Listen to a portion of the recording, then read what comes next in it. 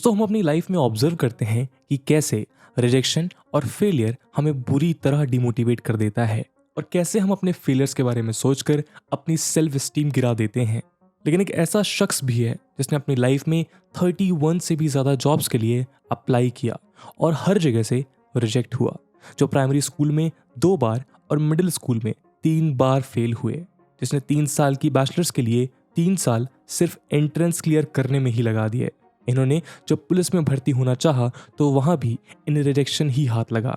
जब इन्होंने KFC में अप्लाई किया तो 24 लोगों में से 23 को हायर कर लिया गया और सिर्फ यही थे जिन्हें रिजेक्शन फेस करना पड़ा।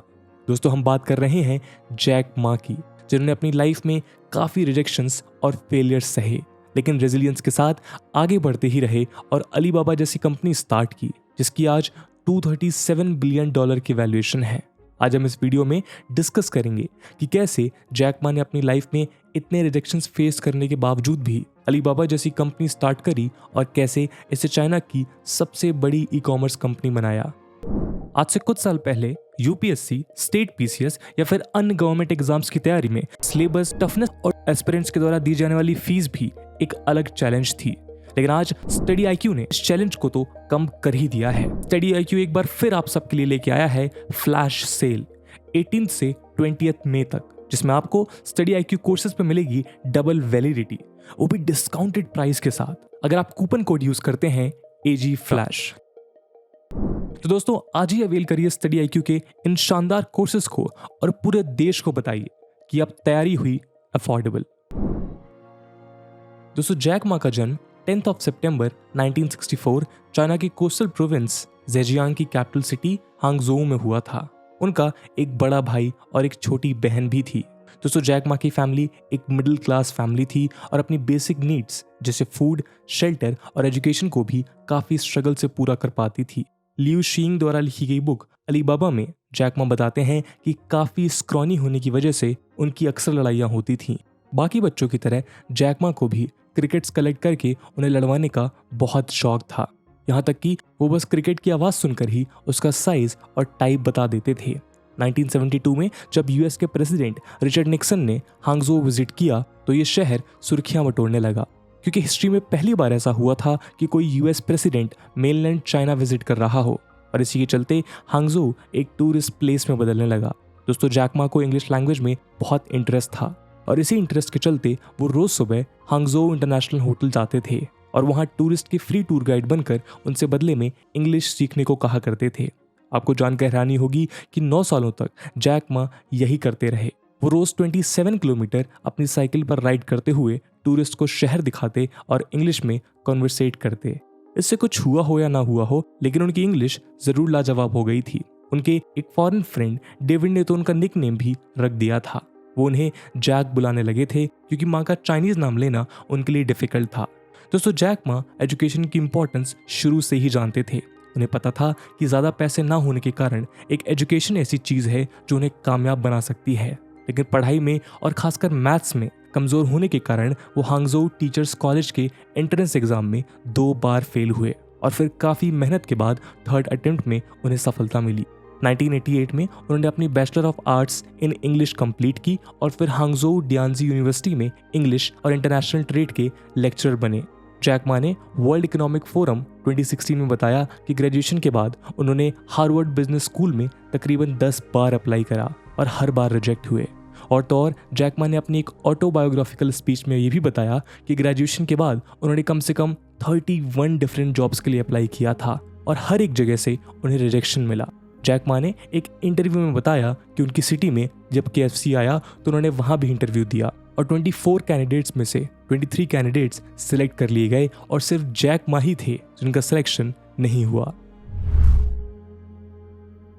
दोस्तों जैक मा भले ही काफ़ी जगहों से रिजेक्ट हुए हों, मगर उन्हें अपनी इंग्लिश लेक्चर की जॉब बहुत अच्छी लगती थी। उनके एक स्टूडेंट चेन वी जो उनसे 1992 में कॉलेज के वक्त इंग्लिश सीखा करते थे, वो बताते हैं कि जैक मा का इंग्लिश सिखाने का तरीका बाकी टीचर से काफ़ी अलग था। सिर्फ ग्रामर, वोकैबुलरी और टेक्स्ट बुक पर निर्भर न रहकर जैक मा अपने लेक्चर्स के दौरान किसी बहुत इंटरेस्टिंग और एंगेजिंग टॉपिक पे बात किया करते थे। क्लासेस के बाद जैक मा अक्सर अपने स्टूडेंट के साथ चाय पीकर, कार्ड्स खेलकर और कई तरह की एक्टिविटीज़ की मदद से एंगेजमेंट बनाए रखते थे। इसी दौरान उन्होंने देखा कि चाइना की लोकल कंपनीज को इंग्लिश के बिना अपने ओवरसीज बिजनेसेस हैंडल करने में काफ़ी प्रॉब्लम झेलनी पड़ती है, और इस प्रॉब्लम को सॉल्व करने के लिए जनवरी 1994 में उन्होंने जॉब के साथ एक ट्रांसलेशन एजेंसी स्टार्ट की। उन्होंने अपनी कंपनी का नाम हाइबो ट्रांसलेशन एजेंसी रखा। हाइबो एक चाइनीज वर्ड है जिसका मतलब होता है होप। उन्होंने ये कंपनी सिर्फ 5 स्टाफ मेंबर्स के साथ स्टार्ट की थी जो कि रिटायर्ड इंग्लिश टीचर्स थे। लेकिन दोस्तों, चाइना में उस दौरान इंग्लिश को इतनी इंपॉर्टेंस नहीं मिलती थी और ना ही लोकल बिजनेसेस को इंग्लिश की इतनी ज़रूरत महसूस हुई। इसका प्रभाव जैक मा की कंपनी हाइबो पर भी पड़ने लगा और ज़्यादा अर्निंग ना होने के कारण उन्हें ये कंपनी बंद करनी पड़ी। लेकिन दोस्तों, इस कंपनी से जैक मा एक एंटरप्रेन्योरियल स्पिरिट डेवलप कर चुके थे और वो चाइना के बिजनेस एनवायरनमेंट को समझने भी लगे थे, और अपनी इस ट्रांसलेशन एजेंसी की वजह से वो हांगझोउ शहर में एज एन इंग्लिश एक्सपर्ट पहचाने भी जाने लगे। उसी दौरान गवर्नमेंट ऑफ तोंगलू कंट्री, जो हांगझोउ से कुछ 50 मील्स दूर थी, उन्होंने जैक मा को एक जॉब ऑफर की। दरअसल टोंगलू गवर्नमेंट का एक अमेरिकन कंपनी से हाईवे कंस्ट्रक्शन को लेकर कुछ डिस्प्यूट चल रहा था और उन्हें कोई ऐसा चाहिए जो उनकी तरफ से अमेरिका जाकर इसे रिजॉल्व कर सके। दोस्तों, जब जैक मा यूनाइटेड स्टेट्स पहुंचे तो उन्होंने देखा कि जिस कंपनी से उन्हें बात करने के लिए भेजा गया था वो एग्जिस्ट ही नहीं करती थी, और जिससे वो मिलने के लिए गए थे वो असल में एक क्रू था। जैक मा की ये ट्रिप अनसक्सेसफुल रही, लेकिन यूएस में एक चीज ऐसी हुई जिसने आगे चलकर उनकी लाइफ पे गहरा इम्पैक्ट डाला। सियाटल में जैक मा अपने दोस्त बिल अहोस के रिलेटिव्स के यहाँ रहा करते थे। उसी दौरान उनकी मुलाकात हुई बिल के सन इन लॉ स्टुअर्ट ट्रस्टी से। स्टुअर्ट की डाउनटाउन में एक अपनी इंटरनेट कंसल्टेंसी थी जिसका नाम था वर्चुअल ब्रॉडकास्ट नेटवर्क। स्टुअर्ट ने जैक मा को अपनी कंपनी दिखाई और कंप्यूटर्स और इंटरनेट से इंट्रोड्यूस करवाया। जैक बताते हैं कि सियाटल में ही उन्होंने पहली बार कंप्यूटर देखा, कीबोर्ड को टच किया और इंटरनेट को समझा। उन्होंने फिर स्टुअर्ट के कहने पर इंटरनेट यूज़ किया और सर्च किया बियर। उन्होंने देखा कि बियर से जुड़ी सारी कंपनीज की इंफॉर्मेशन इंटरनेट पर है, लेकिन उनमें से एक भी चाइनीज कंपनी नहीं थी। जैक ने स्टुअर्ट से अपनी कंपनी हाइबो ट्रांसलेशन एजेंसी की एक नॉर्मल वेबसाइट बनवाई जिसमें सिर्फ कंपनी का नाम, ईमेल, कॉन्टैक्ट नंबर और ट्रांसलेशन कॉस्ट थी। जैक मा बताते हैं कि सुबह 9:40 पर उन्होंने वेबसाइट बनाई और 12:30 तक उन्हें 5 ईमेल्स भी आ गए थे, जिसमें से 3 यूएस कंपनीज के थे, एक जापान और एक जर्मनी से। इस रिस्पॉन्स को देखते हुए जैक मा ने अपनी टीचर की जॉब से रिजाइन करने का फैसला लिया और एक नया बिजनेस स्टार्ट करने का निर्णय लिया। उनका business plan local Chinese company को एक ऑनलाइन प्रेजेंस दिलाने का था। उन्होंने इस आइडिया को स्टुअर्ट के साथ डिस्कस किया और फिर जैक ने अपने रिलेटिव्स और फ्रेंड्स से पैसे बोरो करके वीबीएन की मदद से अपनी वेबसाइट चाइना पेजेस लॉन्च किया। दोस्तों, वीबीएन एक विजिटर बेस्ड नेटवर्क है जिसे होटल, एयरलाइंस और बाकी क्लाइंट बेस्ड बिजनेसेस के लिए यूज किया जाता है। लेकिन उस वक्त हांगझोउ में इंटरनेट ना होने के कारण जैक अपने क्लाइंट्स को उनकी वेबसाइट्स नहीं दिखा पा रहे थे, जिसके कारण क्लाइंट्स में ट्रस्ट जनरेट करना काफ़ी मुश्किल हो रहा था। 1995 में जब चाइना में टेलीकॉम और इंटरनेट थोड़ा मोमेंटम गेन कर रहा था, तब जाकर जैक अपने कस्टमर्स को फाइनली चाइना नेट सर्विस के द्वारा इंटरनेट से कनेक्ट कर उनकी वेबसाइट्स दिखा पाए। थोड़े वक्त बाद जैक ने वीबीएन से डिपेंडेंसी खत्म करके अपने सर्वर और new website for China pages भी स्टार्ट की। जैक ने जेजियांग प्रोविंशियल गवर्नमेंट के लिए भी वेबसाइट बनाई, जिसके बाद उन्हें लोकली काफ़ी फेम मिलने लगा। लेकिन दोस्तों, जल्द ही जैक की वेबसाइट चाइना पेजेस की पॉपुलैरिटी कम होने लगी। वो बस एक ऑनलाइन डायरेक्टरी बनती जा रही थी जहां केवल डिफरेंट बिजनेसेस लिस्टेड थे, और इसी वजह से चाइना पेजेस फाइनेंशियली अनस्टेबल होने लगा, जिसके चलते उन्हें सेल्स स्टाफ की पेमेंट कमीशन बेस्ड पे पर स्विच करनी पड़ी। लेकिन इससे सिर्फ थोड़े वक्त के लिए ही फायदा हुआ। फरवरी 1996 में फाइनेंशियल डिक्लाइन के चलते चाइना पेजेस एक जॉइंट वेंचर में बदल दी गई और इसका नाम डाइव होप रखा गया। इसमें 70% स्टेक्स डाइव कम्युनिकेशन ओन करती थी और बाकी के 30% जैक मा। लेकिन दोस्तों, इस वेंचर में इंटरनल इश्यूज काफ़ी बढ़ने लगे, जिसके चलते नवंबर 1997 में जैक अपने 30% स्टेक्स बेचकर बीजिंग निकल गए और अपने पार्टनर ही याइबिंग को चाइना पेजेस का सीईओ बना दिया।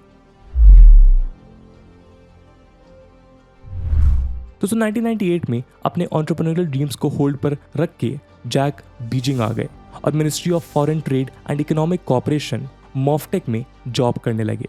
मगर यहाँ उन्होंने सिर्फ 2 साल काम किया और 1999 में हांगझोउ जाकर अपने अपार्टमेंट में 18 दोस्तों की मदद से एक business 2 business market place website start की, जिसे आज हम अली बाबा के नाम से जानते हैं। दोस्तों जैक के ये 18 दोस्त ना तो किसी प्रिविलेज बैकग्राउंड से थे और ना ही किसी प्रेस्टिजियस यूनिवर्सिटी से पढ़ने वाले थे, और तो और कोई ऐसा भी नहीं था जो बहुत फेमस कंपनी में काम कर चुका हो। और यही रीज़न है कि जैक मा और उनकी कंपनी अलीबाबा आज हम लोगों के लिए एक इंस्पिरेशन है। खैर बात करें 1999 की, तो ये यही वक्त था जब याहू काफ़ी तेज़ी से फेमस हो रहा था और वर्ल्ड वाइड अपनी प्रेजेंस बना रहा था। और दोस्तों जहां उस वक्त बाकी ई कॉमर्स वेबसाइट्स बड़े बिजनेसेस से पैसे कमा रही थीं, वहीं जैक ने ये रास्ता ना अपना कर स्मॉल और मीडियम साइज बिजनेसेस को कैप्चर करना शुरू किया। 1999 में चाइना ने अपनी एक पॉलिसी के तहत इंटरनेट को काफ़ी एक्सेसिबल और अफोर्डेबल कर दिया। तो इस कारण 1999 तक चाइना में जहां 2 मिलियन इंटरनेट यूजर्स थे, तो वो ईयर 2000 के एंड तक 17 मिलियन हो गए। उस वक्त अलीबाबा के कॉम्पिटिटर्स जैसे सिना, सोहू और नेटीज पहले ही मार्केट में अपनी स्ट्रॉन्ग पोजीशन बना चुके थे। फिर भी जैक मा के एफर्ट्स के कारण अलीबाबा को चाइना में धीरे धीरे फेम मिलने लगा। अलीबाबा का कस्टमर बेस भी बढ़ने लगा था और अब उन्हें ज़रूरत थी तो कुछ इन्वेस्टमेंट की, और अक्टूबर 1999 और जनवरी 2000 को उन्हें ये इन्वेस्टमेंट मिली गोल्डमैन सैक्स एंड सॉफ्ट बैंक से। ये इन्वेस्टमेंट टोटल $25 मिलियन की थी। अलीबाबा का ये ऑब्जेक्टिव था कि इस इन्वेस्टमेंट से चाइनीज़ एसएमईज़ के लिए domestic e commerce market improve की जाए। अलीबाबा देखते ही देखते काफ़ी सक्सेसफुल होने लगा। 2003 में ई कॉमर्स मार्केट को कैप्चर करने के लिए अलीबाबा ने स्टार्ट की अपनी कंज्यूमर वेबसाइट, जिसका नाम था taobao.com। दोस्तों उसका मॉडल ईबे और अमेजोन से काफ़ी मिलता जुलता था। अलीबाबा टाओबाओ पर मर्चेंट से कोई फीस नहीं लेते थे, जिस कारण अलीबाबा पर लगभग 9 मिलियन सेलर्स थे। और इतना बड़ा यूज़र बेस देखकर एडवर्टाइजर्स टाओबाओ की तरफ खिंचे आने लगे और यहीं से जनरेट होने लगा टाओबाओ का सबसे ज़्यादा रेवेन्यू। इसी तरह टाओबाओ एक कंज्यूमर वेबसाइट होने के साथ साथ एक टेक इंडस्ट्री का भी पार्ट बनता गया, जिससे उन्हें बहुत ज़्यादा प्रॉफिट होने लगा। ईबे ने टाओबाओ की बढ़ती सक्सेस को देखकर उसे खरीदना भी चाहा, लेकिन जैक मा ने इस ऑफर को रिजेक्ट कर दिया। और 2005 में अलीबाबा ने याहू के को-फाउंडर जेरी यांग को टाओबाओ के 40% स्टेक्स देकर $1 बिलियन की इन्वेस्टमेंट हासिल की। अलीबाबा ने टाओबाओ के साथ ही साथ 2008 में अपनी वेबसाइट टीमॉल भी स्टार्ट की। अनलाइक टाओबाओ, टीमॉल पर अलीबाबा मर्चेंट से 3 से 6% कमीशन चार्ज लेता है, depending on the products which are being sold. दोस्तों जिस तरह टाओबाओ एक नॉर्मल शॉपिंग वेबसाइट थी, उसी तरह टीमॉल भी एक शॉपिंग वेबसाइट थी, जिसे सिर्फ लग्जरीज और काफ़ी ज़्यादा प्रीमियम ब्रांड्स के लिए बनाया गया था। फिस्कल ईयर 2015 में टीमॉल से अलीबाबा ने $136 बिलियन का रेवेन्यू जनरेट किया और टाओबाओ से $258 बिलियन का। 2005 से 2010 के दौरान ही ये वेबसाइट्स इतनी ज़्यादा स्ट्रॉन्ग प्रेजेंस बना चुकी थी कि ईबे जैसे मार्केट लीडर को चाइना में अपना बिजनेस बंद करना पड़ा। सितंबर 2014 में अलीबाबा ने न्यूयॉर्क स्टॉक एक्सचेंज पर $25 बिलियन का आईपीओ लॉन्च किया, जिसे उस वक्त अमेरिकन हिस्ट्री का सबसे बड़ा आईपीओ बताया जाने लगा। और तो और स्टॉक एक्सचेंज पर लिस्ट होने के बाद सिर्फ एक ही दिन में अलीबाबा के शेयर की वैल्यू $68 से $92.70 पहुंच गई और कुछ ही समय में अलीबाबा की टोटल वैल्यूएशन $230 बिलियन हो गई, जो उस वक्त अमेजॉन और ईबे की कंबाइंड वैल्यूएशन से भी कहीं ज़्यादा थी। इसके बाद अलीबाबा ने और भी कई सब्सिडरीज जैसे eTao, Alibaba cloud computing, Juhuasuan, 1688.com, AliExpress.com और एयरप्ले को लॉन्च किया। जैक मा ने अपनी जर्नी में कई सारे बिजनेसेस स्टार्ट किए, जिसमें से कुछ चले और कुछ फेल हो गए, लेकिन अलीबाबा वो कंपनी थी जिसे जैक मा बहुत ऊंचाइयों तक लेके गए। आज अलीबाबा ग्रुप की मार्केट कैप $223.51 बिलियन पहुंच चुकी है और ईयर 2020 में यही मार्केट कैप $800 बिलियन भी क्रॉस कर रही थी। दोस्तों इस जर्नी में जैक मा ने ईबे जैसे बड़े कॉम्पिटिटर को भी चाइना छोड़ने पर मजबूर किया और समय के साथ अलीबाबा की वर्ल्ड वाइड एक स्ट्रॉन्ग प्रेजेंस बनाई। अलीबाबा को इतनी सक्सेस दिलाने के बाद फिर 10 सितंबर 2019 को जैक मा ने हैप्पीली और ऑफिशियली अलीबाबा से रिजाइन किया। कई लोग ये भी मानते हैं कि चाइनीज गवर्नमेंट द्वारा उन्हें फोर्स किया गया रिजाइन करने के लिए, लेकिन जैक मा ने ऑफिशियली कई इंटरव्यूज में इन रूमर्स को गलत बताया। दोस्तों अलीबाबा के बाद जैक मा ने अपना मोस्ट टाइम फिलैंथ्रोपी में ही इन्वेस्ट किया और 2019 में secretary general of United Nations द्वारा new advocate for sustainable development goals भी बनाए गए। 2019 में ही फोर्ब्स ने एशियाज 2019 हीरोज ऑफ फिलैंथ्रोपी में जैक मा को भी लिस्ट किया और चाइना, अफ्रीका, ऑस्ट्रेलिया और मिडिल ईस्ट में अंडर प्रिविलेज्ड कम्युनिटीज को सपोर्ट करने के लिए उन्हें Malcolm S Forbes lifetime achievement award भी मिला। साल 2020 में कोविड-19 पैंडेमिक से लड़ने के लिए उनके दिए कंट्रीब्यूशंस के लिए उन्हें किंग अब्दुल्ला II द्वारा एक फर्स्ट क्लास मेडल और पाकिस्तान द्वारा हिलाल कैद आज़म मेडल भी दिया गया। जैक मा का ये कंट्रीब्यूशन लगभग $500 मिलियन का था, जिसके चलते फोर्ब्स चाइना की 2020 लिस्ट में जैक मा अपनी कंट्री के सबसे बड़े फिलैंथ्रोपिस्ट थे। दोस्तों अक्टूबर 2020 में कुछ मीडिया हाउसेस ने ये बताया कि Jack Ma public appearance avoid कर रहे हैं और किसी को भी नहीं पता था कि जैक मा कहाँ हैं। फाइनेंशियल टाइम्स की रिपोर्ट बताती है कि शायद जैक मा वॉलंटरीली डिसअपीयर हुए। इन रिपोर्ट्स में पता चलता है कि annual People's Bank of China financial market forum के दौरान जैक मा ने चाइना के रेगुलेटर्स और बैंक्स को काफी क्रिटिसाइज किया था, जिसका असर नवंबर 2020 में देखने को मिला जब अलीबाबा की सब्सिडरी एंड ग्रुप का IPO कैंसिल कर दिया गया। कुछ लोग इसे फोर्स डिसअपीयरेंस भी बताते हैं।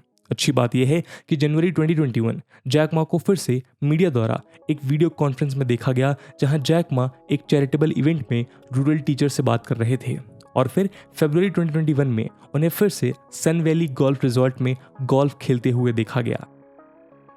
जैक मा आज वर्ल्ड में मोस्ट इंस्पायरिंग पर्सनैलिटीज में काउंट किए जाते हैं।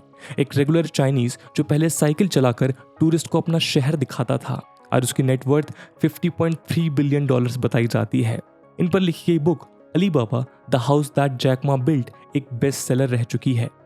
तो दोस्तों इस वीडियो में हमने देखा कि कैसे एक नॉर्मल रेगुलर सिटीजन होने के बावजूद जैक मा ने अपनी लाइफ में इनॉर्मस सक्सेस हासिल की और अलीबाबा को चाइना की बिगेस्ट ई-कॉमर्स कंपनी बनाया। दोस्तों बात करें चाइना की तो ये कंट्री आज वर्ल्ड में सेकेंड लार्जेस्ट इकोनॉमी है, जो इसे इंडिया का एक इम्पॉर्टेंट ट्रेड पार्टनर बनाती है। आज चाइना के अलावा दुनिया के कई देश अपनी इकोनॉमी को नई दिशा दिखाने के लिए एंटरप्रेन्योर्स को समर्थन दे रहे हैं। दोस्तों आपको क्या लगता है हमारे देश के ऐसे कौन से उभरते हुए सितारे हैं?